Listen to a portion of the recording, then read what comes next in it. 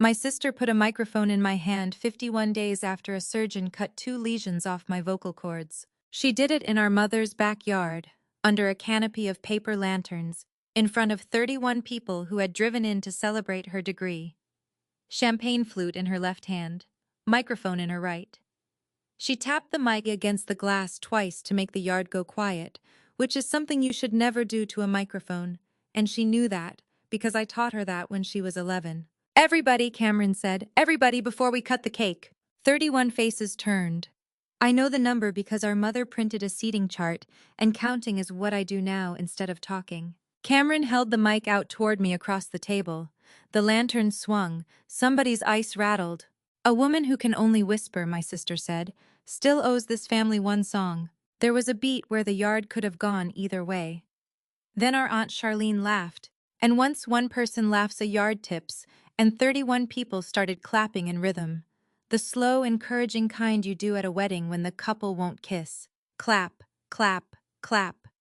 My mother's neighbor filmed it with the flash on. I put my hand flat on the tablecloth. I did not stand up. Cameron came around the table with the mic still out, wearing the honors cord from her commencement over a white dress.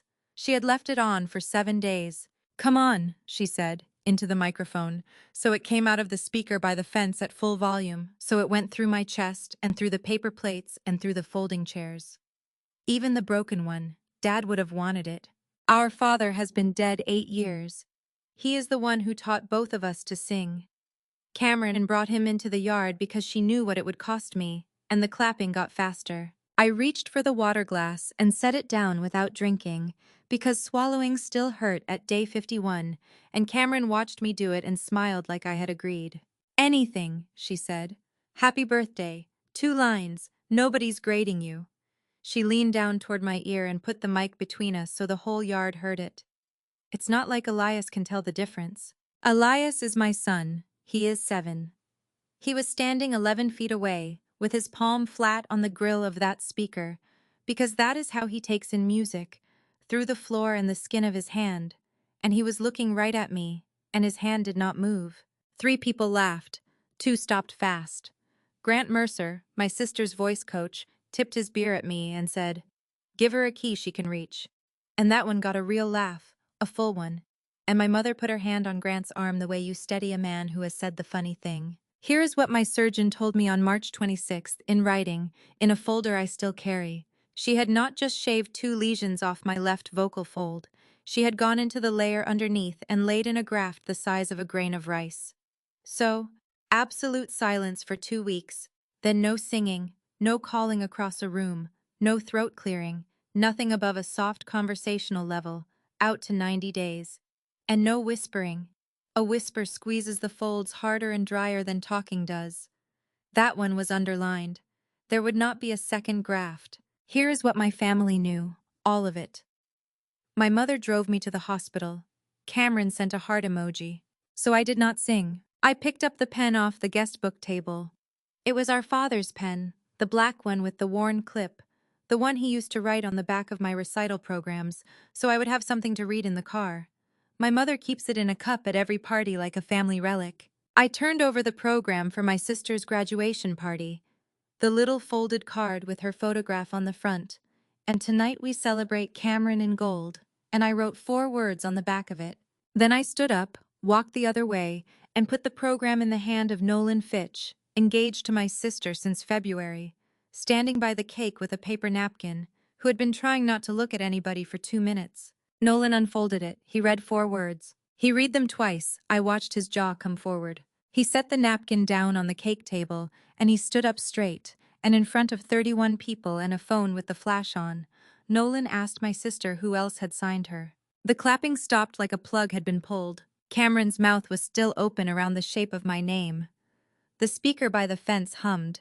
My mother said, "Nolan, honey," in the voice she uses on dogs. I sat back down and folded my hands. 90 days later, the exact number of days my surgeon had ordered me not to sing, a woman in a gray blazer would stand up in a rented conference room and read 1 page out loud, and my sister would learn what our mother had been writing in a bound book for 4 years. But that night I only wanted one thing, and I got it at 9:14 p.m. when my sister's fiancé walked out of the yard with the program still in his hand and did not come back. My name is Miranda Colvin. I'm 29, I sing for a living, or I did, and for the 51 days before that party, I had not said a word out loud that a doctor would have signed off on. If you're still with me, do me one favor. Stay to the end. There is a part of this I got wrong for 4 years, and I need somebody to hear it out loud, since I couldn't say any of it out loud when it was happening. Here's the part I found out later. Nolan didn't drive home. Nolan drove to his office. He works clearance at a sync agency called Kestrel. He is the person who checks, before a song can go into a commercial or a show, that every human voice on the recording actually agreed to be on it. Chain of title. That's his whole job. Paper that says this person sang this on this date and signed for it. 9 days earlier, a file had landed on his desk with my sister's single in it, and he had done the correct thing and flagged it as a personal conflict and pushed it to a colleague, and he had not looked at the paperwork because he was engaged to her, and that was the rule. That night he looked. On Monday, May 18th, the release on my sister's single went to hold, chain of title incomplete, and the payment that was supposed to clear into her account on May 22nd did not clear, and my sister called me 22 times. I did not answer. I couldn't have said anything anyway. 4 words. That was the whole thing. 4 words on the back of a program, in my father's pen. I never signed that. To understand why those 4 words emptied a backyard, you have to go back to a Tuesday in November of 2021, when my sister sat on the floor of my apartment and cried, and I said yes. She was 19. She had an application due to the Harlan Conservatory in 11 days, and that was the year Harlan was still doing all of it by upload. 2 contrasting pieces, unaccompanied, 1 take each, submitted as raw files. She had a beautiful speaking voice and a thin, breathy singing one. She'd been told that in front of people, twice. Our father had been dead 4 years by then. Our mother had started saying, Cameron's the one with the nerve, and Miranda's the one with the throat, like she was reading off a chart, and both of us had built whole lives out of trying to be the sentence she said with warmth. So Cameron asked me to sing her audition. Just the one time. Just to get her in the door, and then she'd take lessons, she'd catch up, she'd never ask again. I said no for 2 days, then I sang it. Everything after it grew out of that hour.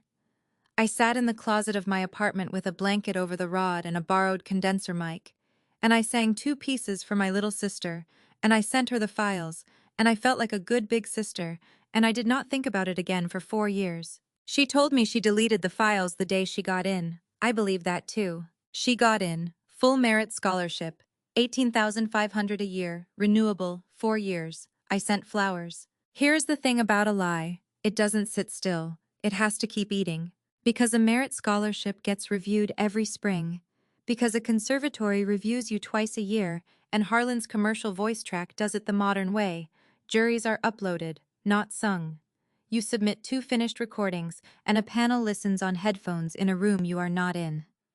That is the whole reason she picked that track.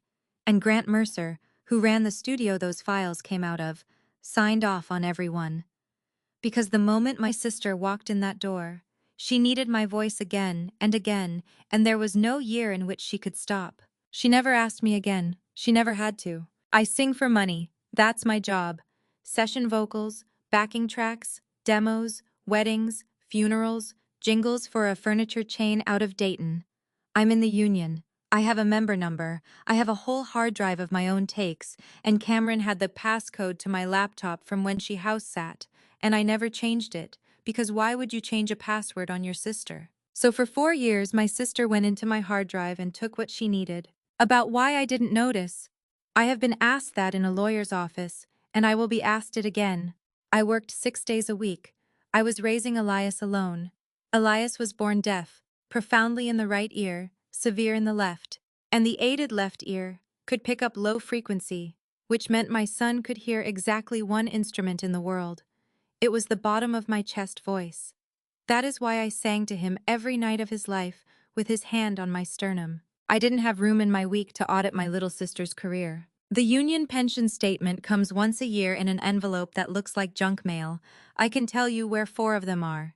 A drawer under the takeout menus. unopened, everyone with her work in it wearing my name. And when the first strange thing showed up in the mail, a 1099 from a company in Nashville I had never worked for $11,000 in January of 2024. I called the number on it, sat on hold for 40 minutes, was told it was a matching error, and went to work. That's the moment. Right there. If you want to know where 4 years of my life went, it went into a 40-minute hold, in a parking lot, on a Tuesday, because I had a shift. I did not chase it. I believed the word error. That is the last time I ever will. My mother called a family meeting for Wednesday, May 20th, at 6 o'clock, at her kitchen table, and she called it a family meeting the way a judge calls a docket. I brought Elias's dry erase board, the small green one from his backpack with the marker on a string.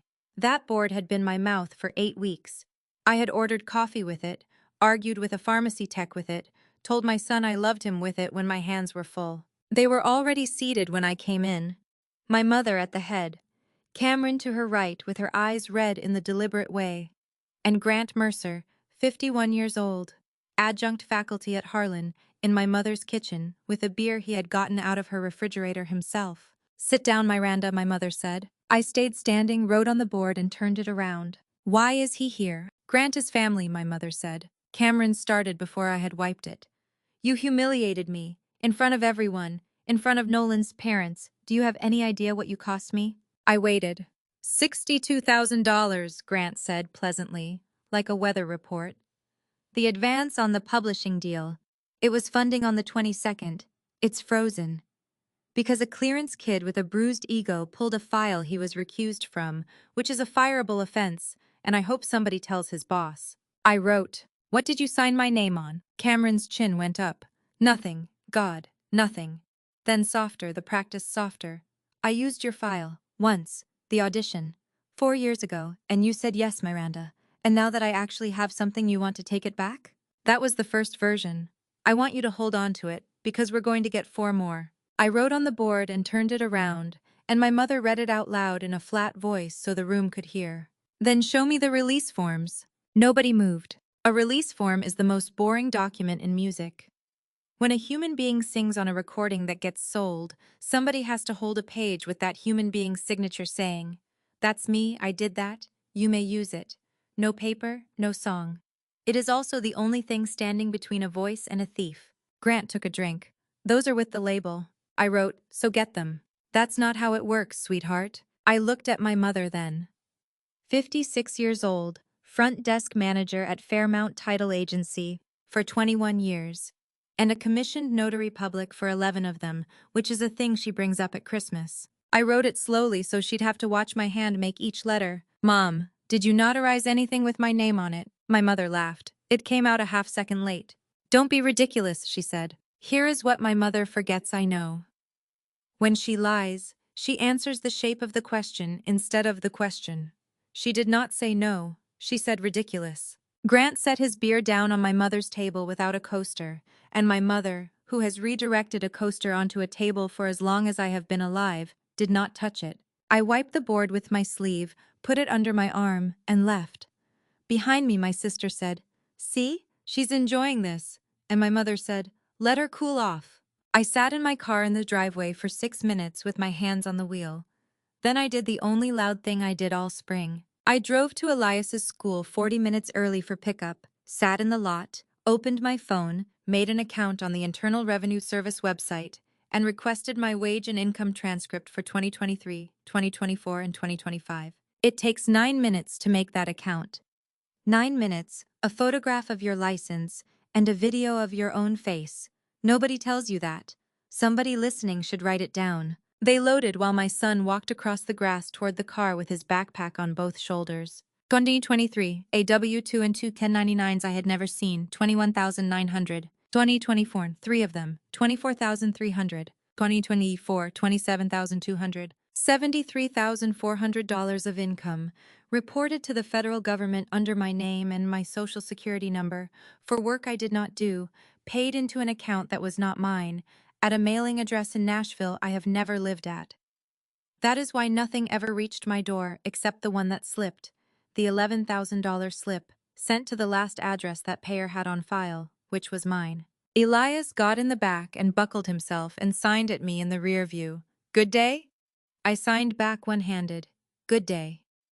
He watched my face 2 seconds longer than a 7-year-old should have to, then let it go and looked out the window.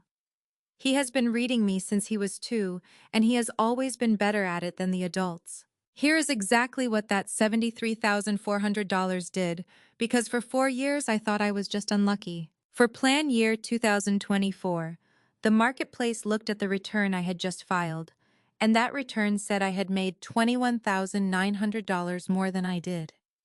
So it clawed back the subsidy I had already used and priced the next year off that number, and my premium went from $91 a month to $530. I couldn't carry that. I dropped to the cheapest catastrophic plan on the shelf, deductible $9,450, which is a number the government sets, and not one the insurer picks, and I told myself it was a bad year, and it would even out. In November of 2024, that plan did not deny the replacement on Elias's left hearing aid. It did something quieter. Hearing aids were not a covered benefit at all, and even if they had been, the cost would have landed whole on a deductible I was never going to touch. His left ear is the one with something in it. Aided, he gets low frequency, not speech. Speech lives higher up. What he gets is the bottom of a piano, a bass line through a floor, and the bottom of his mother's chest voice. That aid had gone through the wash in a jacket pocket. A replacement for the one ear runs $2,100. He had been on Ohio's program for children like him since he was 3, and in February of 2025, they redetermined him off it. Because on paper, our household had made an extra $22,000, and the letter did not care that I had never touched a dollar of it. There are other programs. I got on 3 wait lists. It took 14 months. 14 months. From November of 2024 to January of 2026, my son could not hear me sing. And in that same window, in June of 2025, I canceled an ear, nose, and throat appointment because the visit was going to be $440 against a deductible I was never going to touch, and I had been hoarse for 5 months, and I figured hoarse is what happens when you sing 6 days a week. By January, it wasn't hoarse. By January, there was blood in the left fold and 2 lesions on it, and my surgeon used the word irreversible about a hypothetical, which is a thing surgeons do to make you take them seriously, and on March 26th of this year she cut them out of me. That is the ledger. My sister took $73,400. The federal government thought I had it, and because the federal government thought I had it, my son lost 14 months of my voice and I lost the top of mine. She stole a sound out of 2 people with one hand. I sat in that lot with the transcript open and my son behind me humming with his forehead against the window, off pitch, happy, the way he does because he can feel his own skull. I did not cry and I did not call anyone. I opened a new note on my phone instead, and I typed 1 line at the top of it, and it stayed at the top of that note for the next 86 days. Do not warn them. Then I drove us to get tacos, and I let him order for both of us, and we went home, and I put him to bed and put my palm on his sternum instead of singing, and he put his palm on mine, which is a thing we started in the 14 months. The next morning I called the union. I have been in SAG-AFTRA since I was 22. Every legitimate session I have ever sung is filed under a member number that is mine, the way a fingerprint is mine. I called the local, let the automated line take me to a voicemail I filled with 9 seconds of my son's text-to-speech app, then wrote the rest in an email, and asked for certified copies of every session report filed under my number since 2021. The woman on the phone said it would take about 2 weeks and cost me $30. 2 weeks, $30. That is what it costs to find out who has been wearing your name. Nobody in my family knew I made that call, or about the transcript. On Thursday, my mother texted a photo of a casserole dish. On Friday, Cameron texted, "We're all just really hurt." Let them be hurt, I thought. Let them be hurt on a schedule. The union packet came on June 3rd in a flat envelope with a green certification sticker on the flap. 19 session reports filed with the union under my member number between September of 2022 and March of 2026, for studios in Nashville, Columbus, and 1 in Michigan I have never set foot in. 19 times, somebody stood in a room and told an institution they were me. I read them at my kitchen table with a glass of water I kept forgetting to drink. 2 dates stopped me. One was September the 9th. My father died on September the 9th. Every year I take Elias to the cemetery on Refugee Road, and we sit on the grass, and I used to sing the second verse of the hymn from the service, because my father hated the first verse and said so out loud in a church.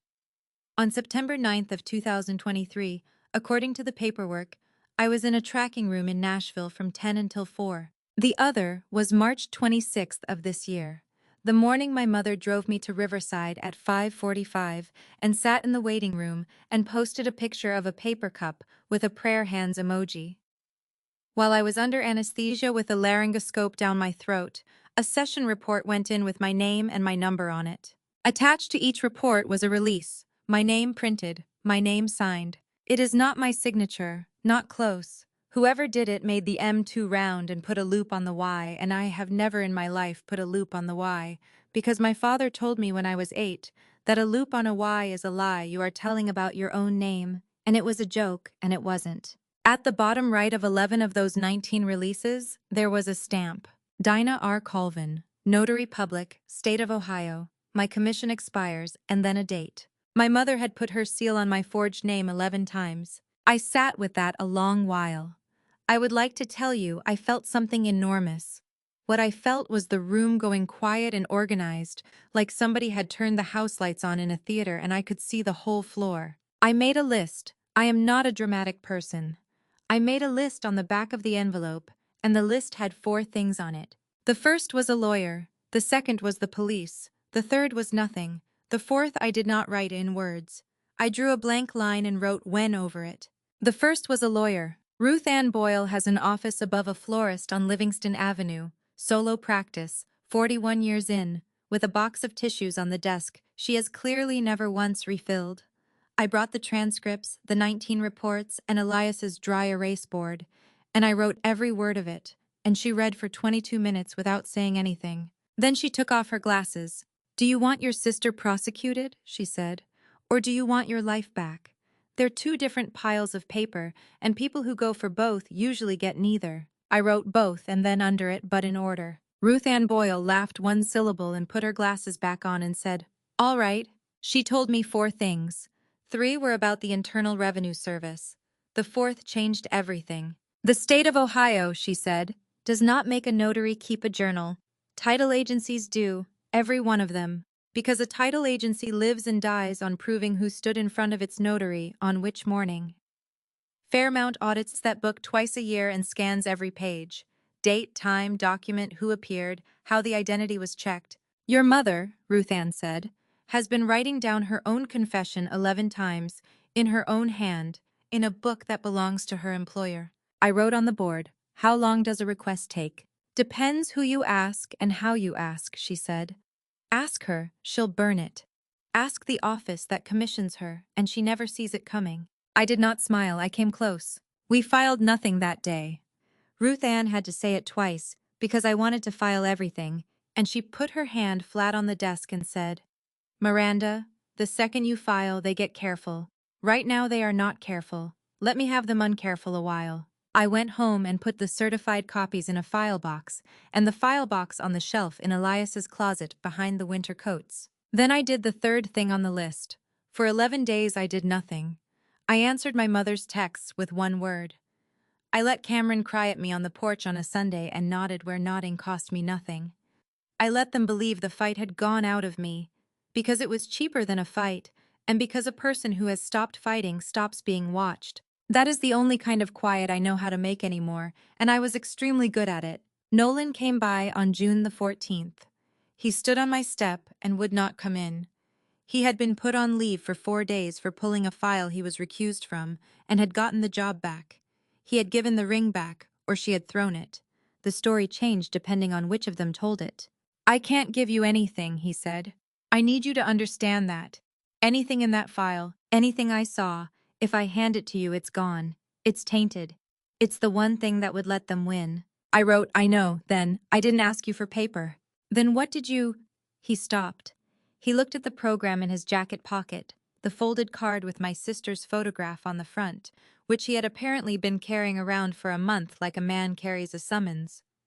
Why me? Me, at the party. You had 31 people. Why hand it to me? I wrote it out and turned the board around. Because you're the only one in that yard whose job is signatures. He read it. He put his hand over his mouth and stood on my step for a second. She told me you were jealous, he said. For 2 years. She had a whole story about you. She had it ready. He walked to his car. Halfway there, he turned and said the thing I think about more than anything else anyone said to me that summer. She practiced your voice, he said. In the shower. For interviews. She'd do the rasp. I closed the door and stood behind it with my hand on the knob for a while. Then came June 16th, which is the worst day I have ever had, and I have had a few. It was field day at Elias's school, which runs 3 weeks later than everybody else's because the building keeps an extended year for its IEP kids.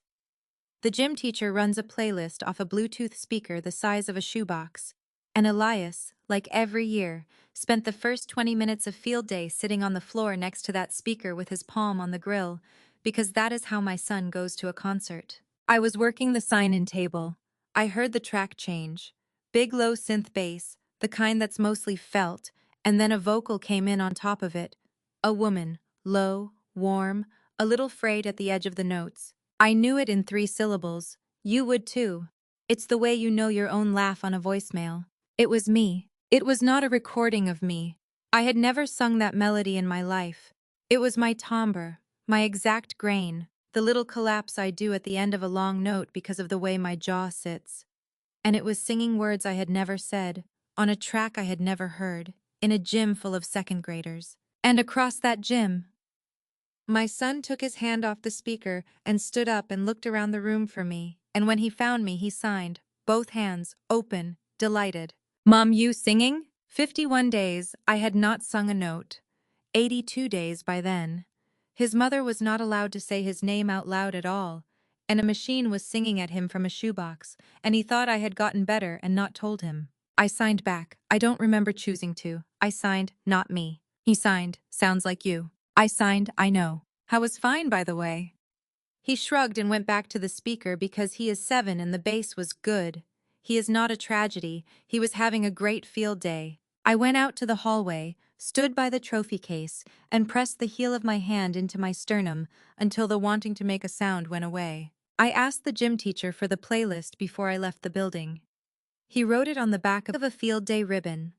A promo list a distributor pushes to schools and small radio in 3 states, and Grant had put the demo on it in May. That night I found the rest of it on a laptop. The track was a demo, credited to my sister, produced by Grant Mercer, and in the fine print of the distributor's page, a line I had to read 4 times. Synthetic performance generated under license, model, Novacord Labs. They had not just stolen my old takes, they had fed them to a company. 41 hours of my isolated vocals, uploaded and trained into a model, so that a voice with my throat in it could go on making new songs forever, in a body that no longer worked. And a model like that requires a license from the human being. And a license like that requires a signature, which is when I understood what my family had been building toward all spring, and why Grant Mercer was in my mother's kitchen with a beer. They didn't need my forgiveness. They needed my hand on a page. Kestrel's hold had gone to the label's insurer had opened a chain of title review, and the review had a deadline. If there was no clean signed notarized consent from Miranda Colvin in that file by the end of June, the $62,000 never moved, the deal died, the model got pulled, and all 19 sessions became a question somebody with a badge would eventually ask. They needed me to sign a paper that would make 4 years of forgery retroactively fine. I knew the deadline because my mother gave it to me on the phone, crying, the way she gives away everything. 30 days, Miranda. The insurer gave them 30 days. I sat on the floor of my kitchen with the laptop open and my son asleep down the hall, and I called nobody, and I wrote to nobody. I thought about it for 2 days. On June 18th, I filled in the blank line on that envelope. Then I texted my mother 3 words. Okay, I'll sign. You have never seen a family move so fast. The appointment was set for Saturday, June 20th, 11 a.m., at Fairmount Title, in the small conference room my mother has keys to, because my mother wanted it to be somewhere she was important. I had conditions. I sent them by text so they would be in writing, and I made them sound like the conditions of a tired woman who wanted this over. 1. Bring every document with my name on it, not copies. Originals, all of them, all 4 years, so that the new one supersedes everything and I never have to do this again. 2. My mother notarizes, not a stranger. Family business, family notary. I said it just like that. 3.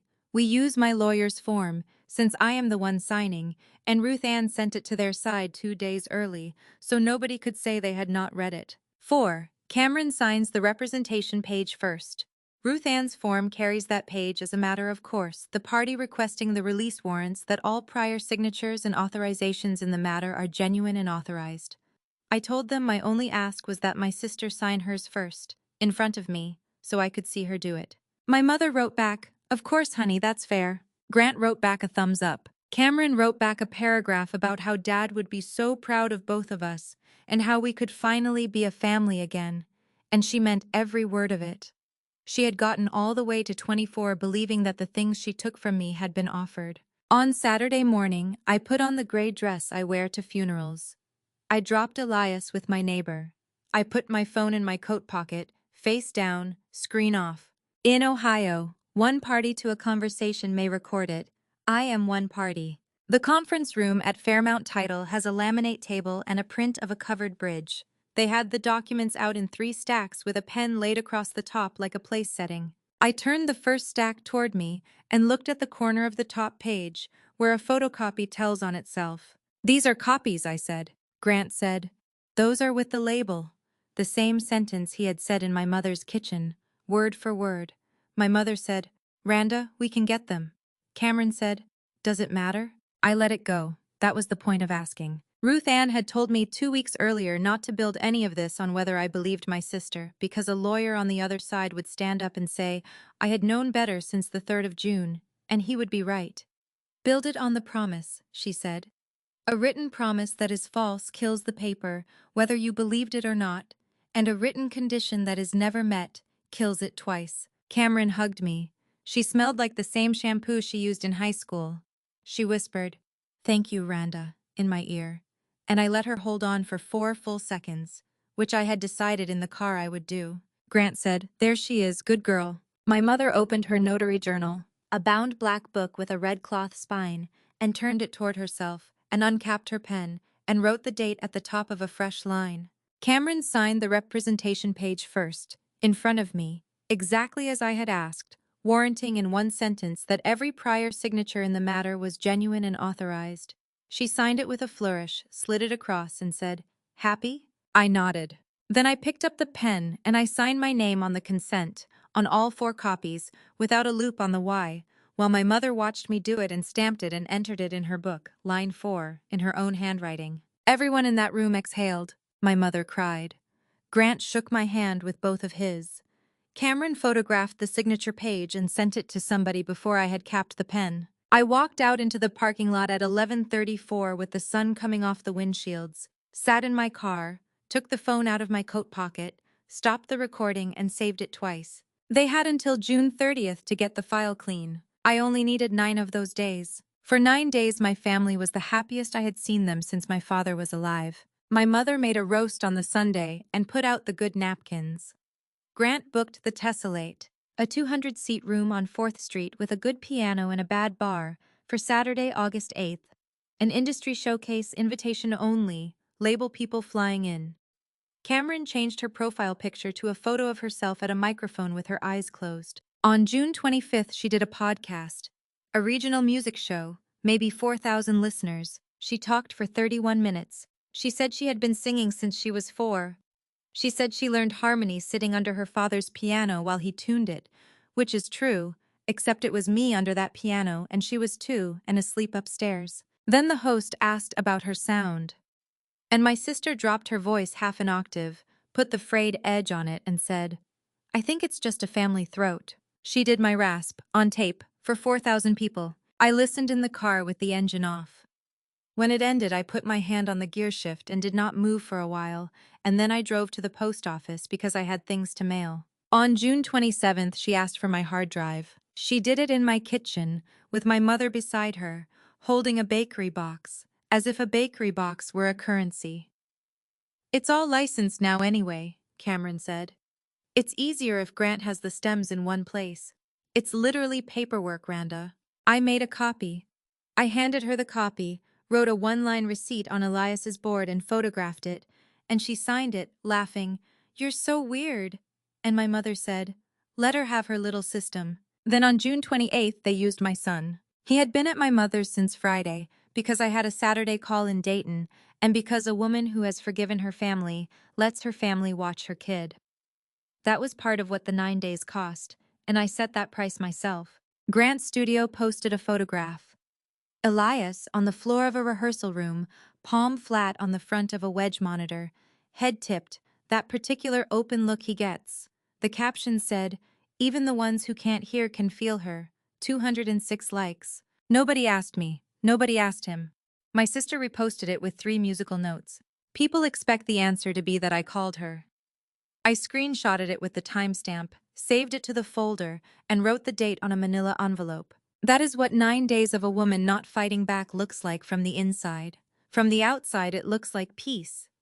My mother told her sister on the phone that Miranda had finally grown up. Here is what was actually in the mail. On June 26th, I filed Form 14039 with the Internal Revenue Service, the identity theft affidavit, with the wage and income transcripts attached, the 19 certified session reports behind them, and a referral naming 3 individuals and 2 businesses. The same day, Ruth Ann sent the Notary Division at the Ohio Secretary of State's office a formal complaint of fraudulent acknowledgement against commission holder Dinah R. Colvin, with photocopies of my actual signature from my license, my lease, and my son's school forms, next to the loop on the Y. On June 29th. I did the second thing on the list. I sat in an interview room at Columbus Police Headquarters with a detective named Hanley from Financial Crimes, and I answered 40 minutes of questions in the flat, low voice I had just been cleared for, and in writing, and he said the sentence that people in that building apparently say a lot. "This is more organized than what we usually get."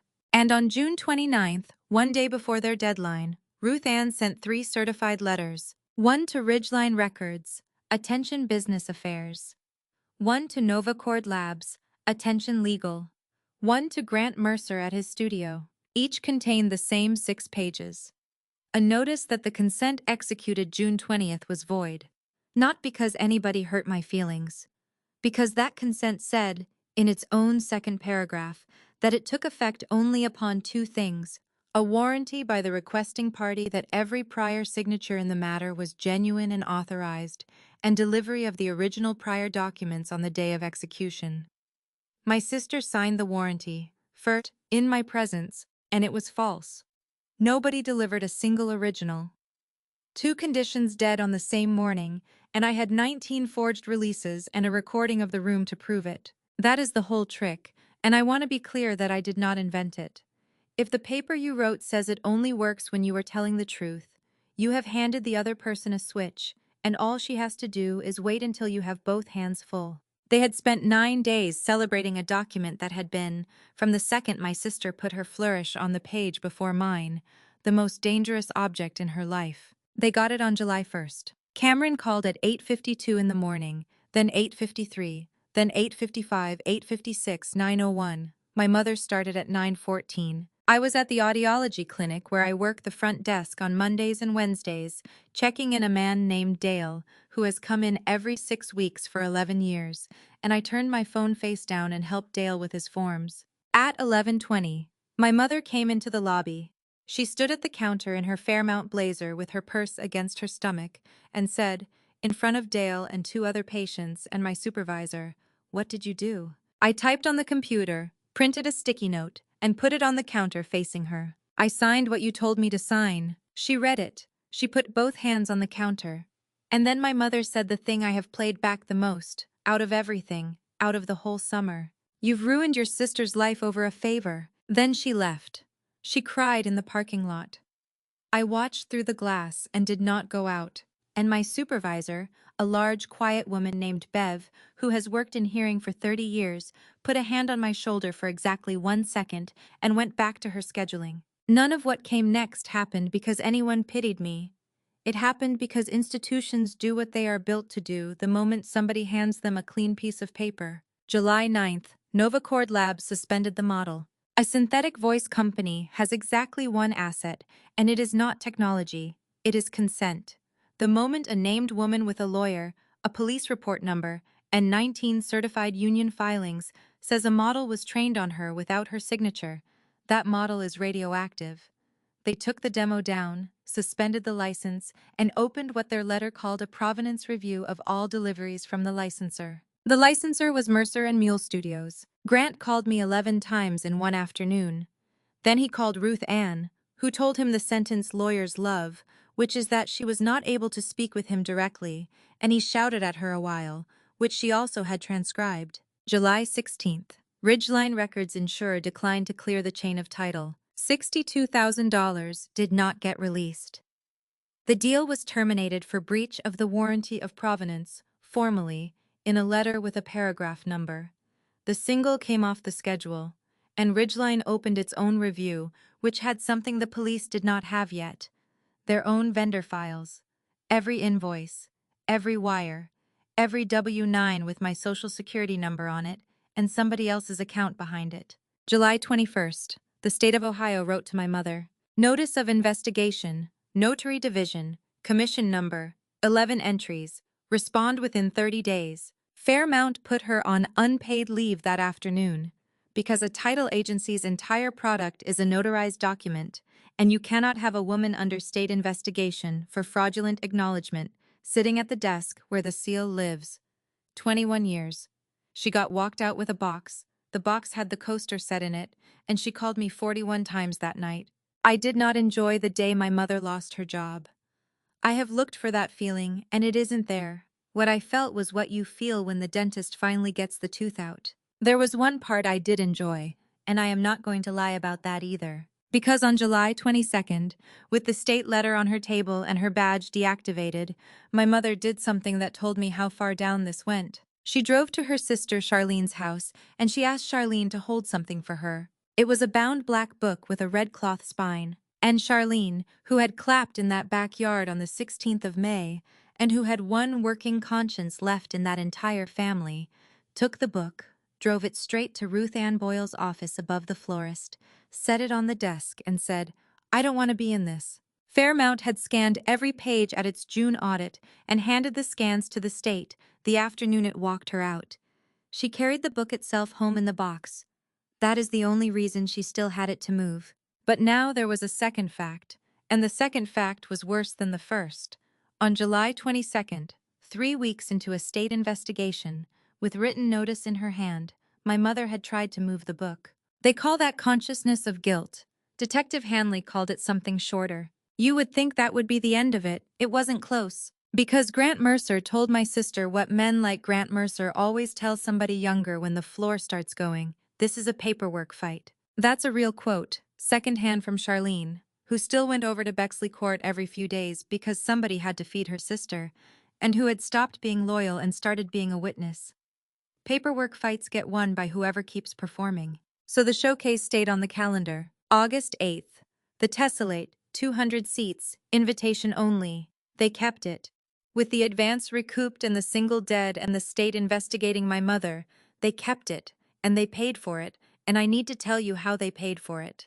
$28,000 at 29% from a lender that advertises on the radio, co-signed by my mother against the house on Bexley Court. And 3 weeks before the room, they sold the piano. Not because $1,900 moves a number that size. Because by August my mother had started selling whatever was in that house that did not argue back. My father's upright. The Baldwin he bought used in 1994 and tuned himself every 11 weeks until the September he died. The one with the cigarette burn on the left side of the fallboard from before he quit. The one I sat under when I was 7 while Cameron slept upstairs. $1,900. A man came with a dolly on the 2nd of August and took it out through the front door, and my mother stood on the porch and told him to be careful with the corner. Charlene sent me the photo. I looked at it for a while. Then I forwarded it to nobody, saved it to the folder, and wrote the date on the outside of the envelope, because at that point, the folder was the only place I put things. 3 days before the showcase, Cameron came to my house. She had a speech. I could tell from the parking. She stood on my top step in a denim jacket with the honors cord still hanging off her rearview mirror across the street, and she said, "I'm going to give you one chance to fix this." I said nothing. I was 6 weeks past the end of my voice rest, in therapy twice a week with a woman named Priya, who made me hum into a straw in a cup of water, like a child blowing bubbles, and I could speak, quietly, in short sentences, about 20 minutes a day before it hurt. I chose not to spend any of the 20 on my sister. "You write one letter," Cameron said. "One letter to Ridgeline saying it was a misunderstanding between sisters, that's all, and I'll give you half." Half. That was the offer. Half of a thing that was entirely mine. When I didn't answer, she got to the second part of the speech, which was the part she'd actually come to say. "Everyone knows you've been struggling," she said. "Since the surgery, Mom's been telling people, nobody's blaming you. When you lose your voice like that, it does something. People understand. But if you keep going, that's the story, Randa. That's the story that's going to be out there about you. That my sister lost her voice and lost her mind and tried to take mine." She had already put it in writing. 2 days earlier, her manager had emailed Ridgeline's business affairs a 4-paragraph letter about my mental health, unsolicited, on the record, copying 4 people. Maureen Pyle printed it and put it in the file, because that is what the file is for.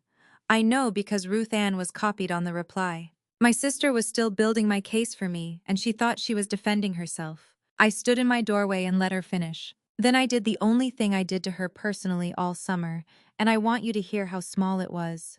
I said out loud in the voice I had, thin, low, sanded down at the edges, nothing like the one on the demo, 6 words. "You should sing something old Saturday." Her face did something complicated. She said, "What?" I closed the door.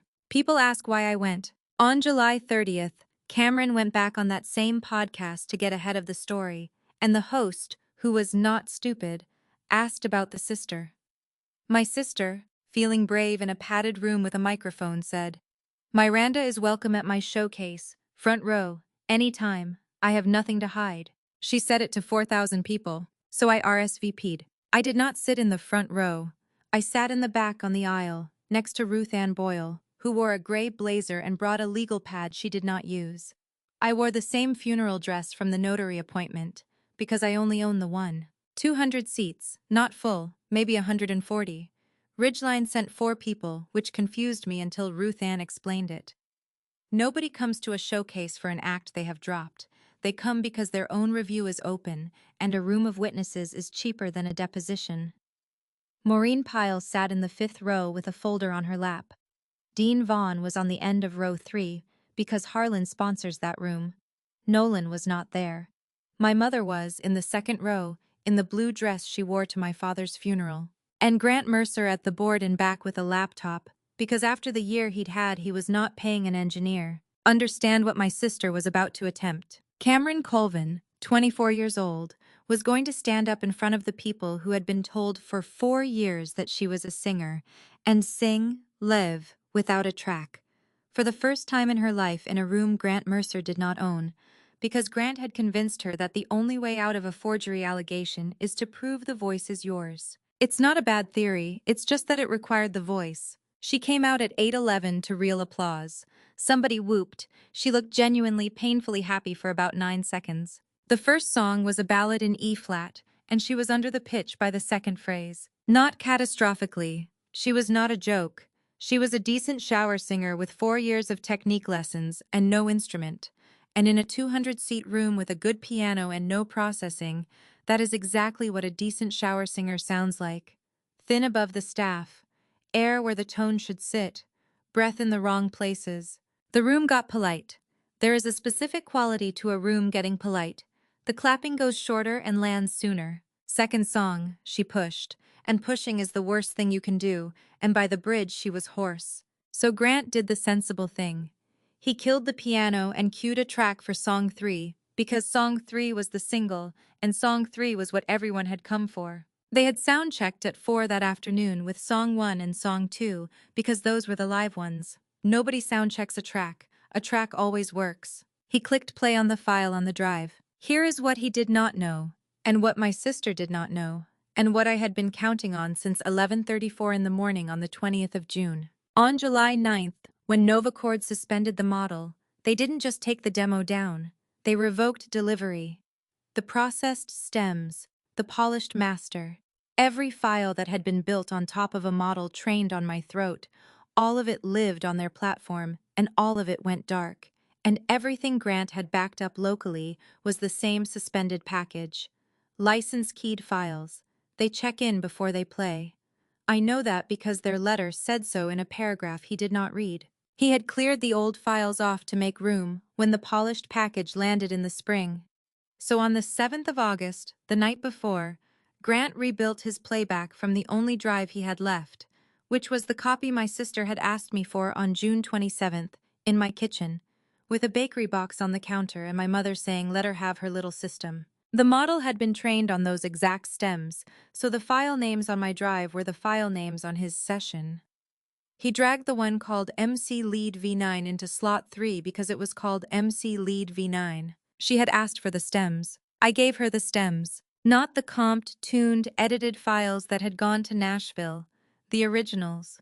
My raw takes, exactly as they came out of me, on the dates they came out of me, with the room in them. The track that came out of the speakers at the Tessellate on August 8th was A Girl in a Closet in an Apartment on Sullivan Avenue in November of 2021 with a blanket over the rod, and you could hear the radiator, and you could hear a car go by, and you could hear it was one microphone and one person and no help at all. And it was my voice, not a version of it.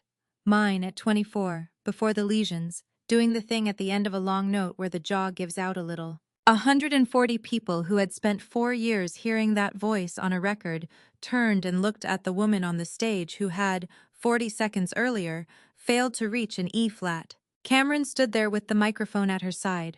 And the file kept playing, because nobody at the board was moving, because Grant was staring at his laptop like it had bitten him. It was not even the right song. That was the first thing the room understood. A full 2 seconds before it understood the second thing. The take ran out at the end of the last phrase. There were 4 seconds of room tone. And then my own voice, 24 years old, tired, warm, ordinary, said, "Cam, that's the best I can do at this hour. Love you, go get in." I did not put that there. That is how the file ends. That is how it has always ended since a Tuesday night in November of 2021 when a big sister sang 2 pieces for a girl crying on her floor and said go get in, meaning go get into your school. 140 people did the arithmetic at the same time, and it made a sound. A room doing arithmetic makes a sound like a held breath letting go in 140 throats. Dean Vaughn stood up in row 3. He said nothing.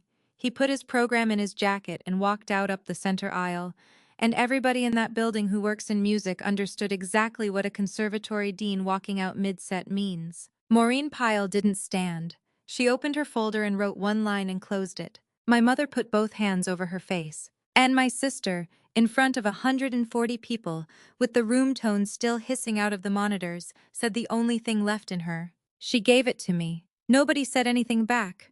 That's the part I didn't expect. I thought somebody would argue. Nobody argued. The band left the stage the way people leave an escalator. Ruth Ann leaned over and said, at normal conversational volume, "That's an admission of use in front of 140 witnesses," and wrote it on the legal pad she had brought and not used, underlined it, and put the pad away. I stood up. Cameron saw me. Across 140 people, she found me at the back on the aisle in a funeral dress, and she said my name into the microphone, and it came out of the walls. Randa. 20 minutes a day. That was my ration. I had used 6 words on Wednesday, and none since, and I had been saving the rest. I walked to the end of the aisle. I did not go up on the stage, because the stage was hers, and I wanted the room to see the difference. I stopped at the front row and said it quietly, and the room was so silent it carried anyway. "I'm not taking anything from you, Cam. I'm just done lending." Then I drove home and sat in my kitchen with my hands flat on the table until my neighbor brought Elias back at 10. He signed from the doorway. How was it? I signed back the only honest answer loud. The collapse after that took 11 days, and it went in 3 directions at once, and none of them were me. On August 10th, Harlan moved its hearing to the earliest date its own rules allowed. Not because I asked anyone to be dramatic, because on June 26th, I had filed a complaint with the registrar, holding the 19 certified session reports and the 2021 audition files with their creation metadata, and it had gone to the Integrity Board in mid-July and sat behind a notice period nobody could waive. On August 8th, a dean stopped waiting one day longer than he had to. On August 11th, Novacord terminated the license with Mercer and Mule and referred the delivery to outside counsel. The phrase in the letter was fraudulent warranty of provenance, which is exactly the kind of phrase that ends a small studio. Grant Mercer had spent 20 years selling one product, and it was not sound.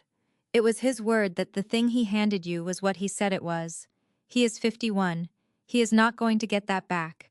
And on August 12th, the Franklin County Prosecutor's Office made a decision about my mother, which is where I had to make one of my own. 11 counts of notarizing a false acknowledgement, one for each stamped release, plus one count of tampering with evidence for the black book she handed to her sister 3 weeks into a state investigation. 12. An assistant prosecutor named Delacroix called Ruth Ann and asked whether the victim would submit a statement and what the victim wanted.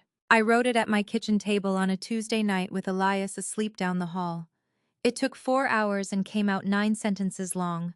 I did not ask for prison. A certain kind of person listening to this is going to be disappointed, and I understand. My mother is 56. She has 1 grandchild and he has 1 grandmother, and Elias signs her name with 2 fingers against his cheek because when he was 3, she taught him that was her sign. It is the only good thing she ever did that cost her anything. So I asked for 2 things. I asked that whatever she was ordered to pay go first against the tax debt that had been run up in my name, because my name was the thing she loaned out, and my name was the thing that should be made whole first. And I asked that her notary commission be permanently revoked, with no path to reinstatement, in this state or any other. That is what the 9 sentences came down to. I have not forgiven her, and I may not. But I am not going to be the one who takes her freedom, and I am never going to be the one who lets her hold a seal over another person's name again. Not forgiveness, offense. Ruth Ann read it twice and said, "You know that helps her at sentencing." I know. You know she'll tell people you got her charged. I know that too. 2 days later, August 14th, 90 days to the afternoon, since a woman put a microphone in my hand in a backyard, the exact length of the silence my surgeon had ordered. The Harlan Conservatory convened its academic integrity panel in a rented conference room at a hotel on Olentangy River Road because the campus buildings were closed for August. 4 panelists: Dean Vaughn, a stenographer, my sister with a lawyer her mother found on the internet, Grant Mercer notified who did not come. I was there as a complainant, at a laminate table with a bottle of water in front of me and Ruth Ann Boyle beside me in a gray blazer. They did the audition files first. Metadata, creation dates, the closet recording. Cameron's lawyer argued consent, which was the correct argument, and Cameron said again, "She gave them to me," which was the right answer for 2021, and no answer at all for the 4 years that came after. Then they did the juries. Then the scholarship certifications. 4 of them. $18,500 a year. Each one certified by a student's signature, attesting the submitted materials were her own work. And then Ruth Ann Boyle stood up and asked the panel's permission to read 1 page. A certified copy from the notary division. A photocopy of a bound black book with a red cloth spine, 1 line highlighted, made in a woman's careful hand. The same hand that wrote my name inside the cover of every hymnal I ever carried. 2 entries on the certified page. Ruth Ann read the lower one out loud, flat, at grocery list pace. Date, March 26, 2026. Time, 10:52 a.m. Document, performer release and consent. Signer appearing, Miranda A. Colvin. Identification, Ohio driver's license verified in person. Then she set the page down and said the only sentence she added. At 10:52 on that morning, Ms. Colvin was under general anesthesia at Riverside Methodist while a surgeon removed 2 lesions from her left vocal fold. The operative note is Exhibit 14. Then she said, "The entry above it is dated the 20th of June. It is the last notarization this signer's mother ever performed. They are on the same side of the same page." Cameron turned around in her chair, not toward me, toward the door, where our mother was not, because our mother had not been permitted in the room. She'd known about the forgeries. Obviously she'd known. She'd made half of them herself. What she had not known, what nobody tells you when you build a life out of somebody else's throat, was that every single time, her mother had written it down. 11 entries, 4 years. In a book the state can ask for at any time. My mother had been keeping a receipt on her own daughter since 2022 because the law told her to, and neither of them ever once thought about what that book was. The panel deliberated for 6 days. What I did with those 6 days turned out to be the important part of the whole summer, and it had nothing to do with any of them. On the 18th of August, Ridgeline and Novacord and Mercer and Mule settled with me, $214,000, of which Ruth Ann took a third and $29,000 went to the Internal Revenue Service, not for the tax, which they did eventually take off me, but for the penalties, the interest, and the lien they had already filed, while my identity theft affidavit sat in a queue. A Form 14039 takes 6 months to 2 years, and I was not carrying a federal lien into a school application. Return of every master, every stem, every file. Permanent deletion of the model, certified, with a third-party attestation. And one paragraph that cost them nothing and was the only thing I actually cared about. A corrected credit, in writing, on every one of those 19 sessions. Vocals Miranda Colvin. That's all it says. Ruth Ann thought I was going to cry over the check. I signed the check page without reading it and read that line about 9 times. That night, I sat on the floor of Elias's room with a legal pad and explained it to my son in signs, slowly, at a 7-year-old's altitude. That the money was real. That the tax thing was finished.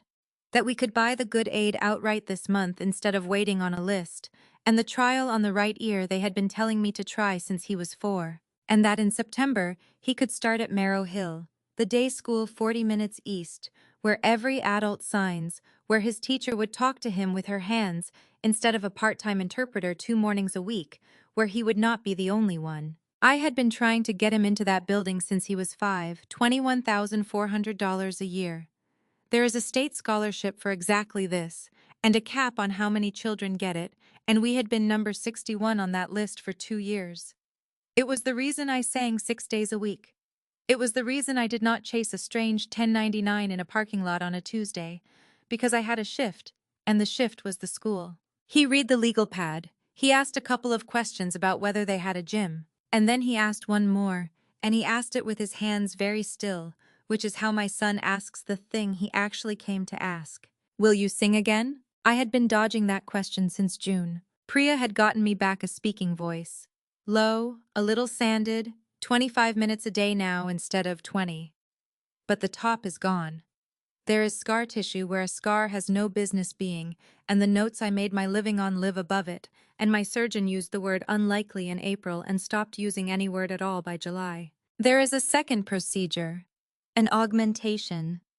Elective, which means not covered, which means $31,000 for a 50% chance at part of a range and a real chance at nothing. I had already decided, in Ruth Ann's office with the settlement sheet in front of me and the tuition number in my head, and I had felt calm about it, the way you feel calm about a thing that was never actually a question. So I told him the truth, because I have never lied to my son, and I was not going to start on the good day. I signed, probably not, the money is for your school. My son sat on his bed and thought about it.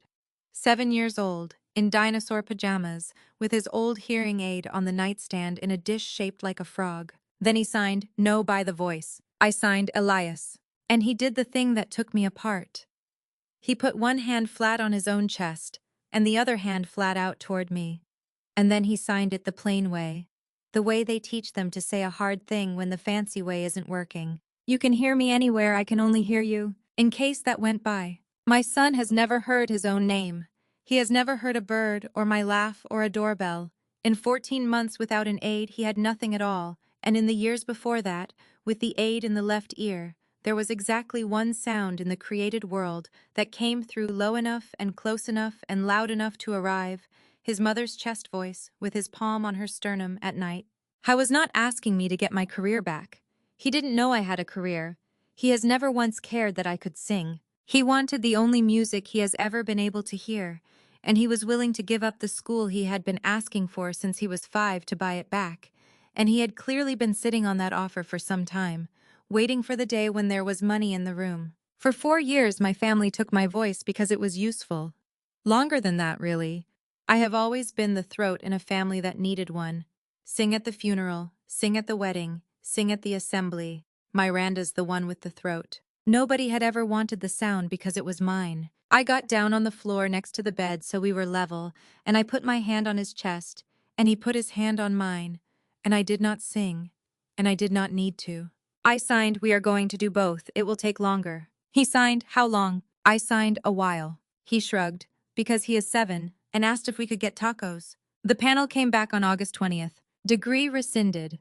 Enrollment vacated retroactive to the fall of 2022. 4 years of merit scholarship, $74,000, converted to an institutional debt, referred for collection, because a scholarship awarded on a fraudulent audition is not a gift, it is money that was taken. Cameron Colvin has no degree, and she owes the school she does not have a degree from more than most people make in a year. She came to my house on the 6th of September in the afternoon, and she did not park across the street this time. She parked in front, and she stood at the bottom of my steps instead of at the top, and she had a duffel bag in the back seat because she was moving to Indianapolis that week to stay with a friend and start at a call center on the 14th. "I'm not going to ask you for anything," she said. I waited because that is never true, and it wasn't. "I just want you to know that I never thought of it as stealing," she said. "I want you to understand that. Not once. Not one time in 4 years did I sit there and think, I'm stealing from my sister. It was, you weren't using it. You were doing furniture jingles. You had Elias and you had the clinic and you were tired all the time, and I was the one who was going to actually do something with it, and I thought, she'd want this. If I asked her, she'd say yes because she always says yes. So it was like asking." She wiped her face with the back of her wrist. "You always said yes," she said. "You did. That's not nothing, Randa." The screen door opened behind me. Elias came out onto the porch in socks with a juice box, saw who it was, and stopped. He has always liked her. That's the part I couldn't protect him from and didn't try to. She used to let him press the buttons on the studio board. Cameron crouched down on the second step, so she was under his eye level, which is the one thing about her I will always be grateful for, because she is the only adult in that family who ever bothered to get low. "I'm so sorry, buddy," she said slowly, overshaping the words the way hearing people do. "I'm sorry, okay? I'm really sorry." He looked at her for a second. Then he set the juice box on the railing and he signed. 2 sentences. Small hands, no hurry, the way he says a thing he has already thought about. Cameron looked up at me and her face was open in a way I hadn't seen since she was about 9.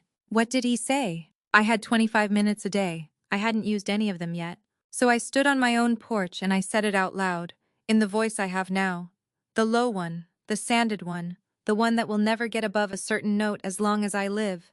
And I said my son's words for him, which is the only thing I have ever wanted a voice for. "He says you could have just asked her to teach you." I let that sit for one breath.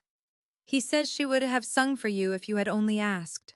Cameron stayed crouched on the second step a long moment. Then she stood up, went to her car, and sat with her hands on the wheel for about 6 minutes before she pulled out, which is exactly what I had done in our mother's driveway on the 20th of May, and I don't think either of us ever knew that about the other. The next morning, the state of Ohio entered its order. Commission number revoked. Permanently. No reinstatement, no reciprocity, no reapplication. It ran 4 paragraphs and did not mention me once, which is how you know a thing is real. It happens whether or not you are in the sentence. My mother mailed the certificate to my house in a padded envelope with no note in it. I don't know what she wanted me to do with it. I put it in the folder, and I wrote the date on the outside of the envelope, and then I put the folder in the closet behind the winter coats, and I did not open it again. It has been 6 months. My mother pled in November. 12 counts became 4.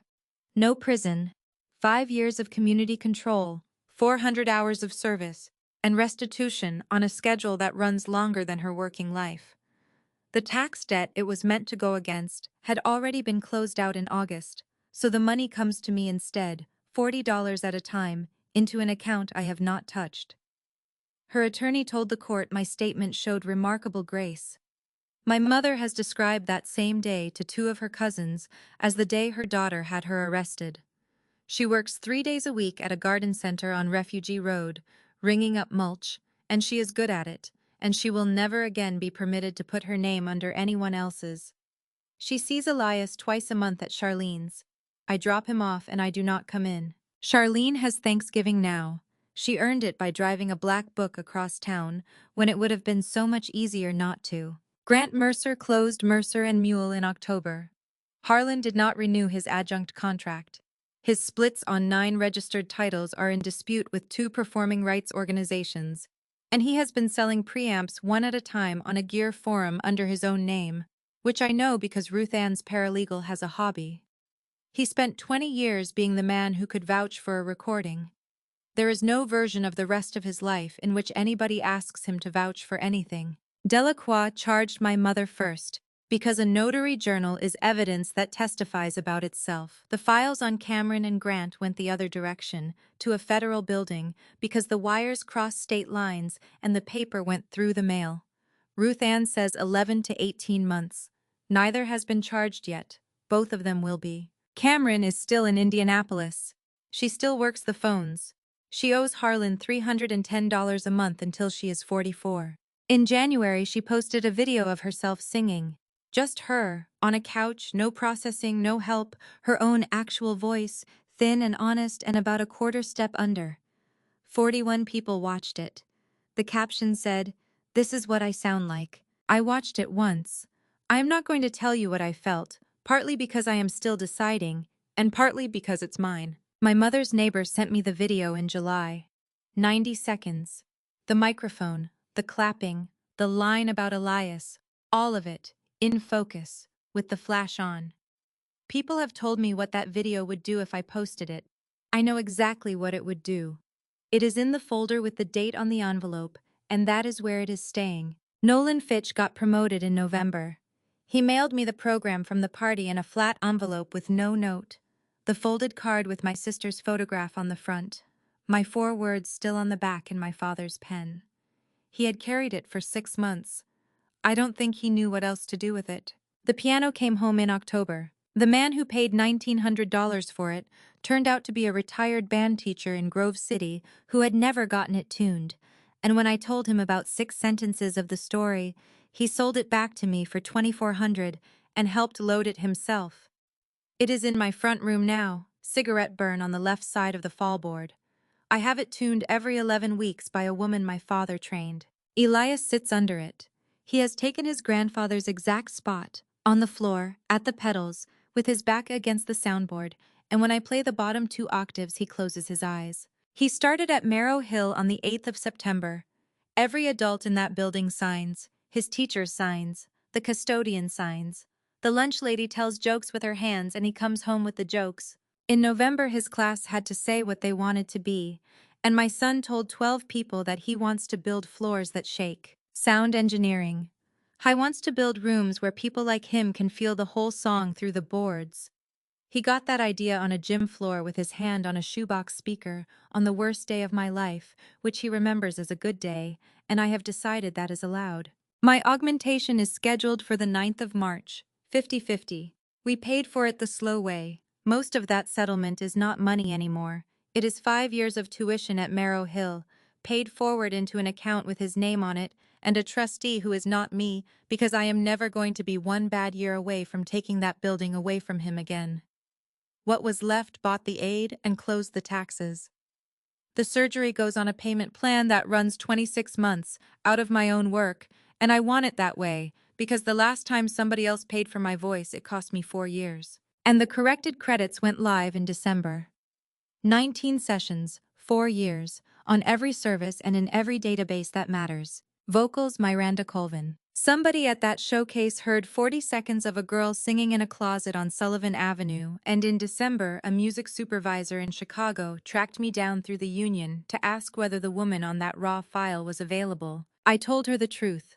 I told her the voice on that file is gone, that what I have now is lower and rougher and holds about 4 notes worth of range, and she said, "Send me 20 seconds of that." I sang 3 lines into my phone in my kitchen on a Tuesday night in January, with the piano behind me and my son asleep down the hall. It's a documentary, 6 episodes, I'm in the last one. The Marrow Hill Winter Concert was the 12th of December. It is a percussion program. The kids play on a sprung floor built over risers so the whole stage carries, and the parents stand around the edges with their shoes off, because that is how you hear it. There is not one quiet thing about a room full of deaf second graders with mallets. Elias played a bass drum. He was not good. He was loud and roughly on time, and he grinned at me through the whole piece. Afterward, he came off the risers and handed me his program, the folded card with the school's crest on the front, the way you hand somebody a thing you want them to hold. My father used to write on the back of my recital programs, so I would have something to read in the car. So I took his pen out of my coat, and I turned the program over, and I wrote 4 words on the back of it, and I put it in my son's hand. I felt every note. He read it. He read it twice, the way Nolan did in that backyard in May, and then he folded it up and put it in his pocket and asked if we could get tacos. We could. We did. He ordered for both of us. That's the whole story, that's all of it. I have thought a lot about what I would say if somebody handed me a microphone now, in a backyard, in front of 31 people. And I think the honest answer is nothing. I think I would set it down again. But I want to leave you with the question. I actually can't get past 6 months out. And it isn't about my sister, and it isn't about the money. My sister said she never thought of it as stealing, because she knew I'd say yes if she asked. And the terrible thing is that she was right. I would have said yes. I said yes to everything for 29 years, and I told myself that was love. And it turns out a person who always says yes teaches everybody around her that they never have to ask. So here's what I want to know from you. Where's the yes you're still giving to somebody who stopped asking a long time ago? Because that's the one. That's always the one. Tell me in the comments. I read them, all of them, and lately I've been reading them out loud in the kitchen because I'm allowed to for 25 minutes a day now, and I'd rather spend it on strangers than on that backyard. Thank you for staying with me. It took me 4 years to say this out loud, and you're the first people who let me finish. I'll see you next time.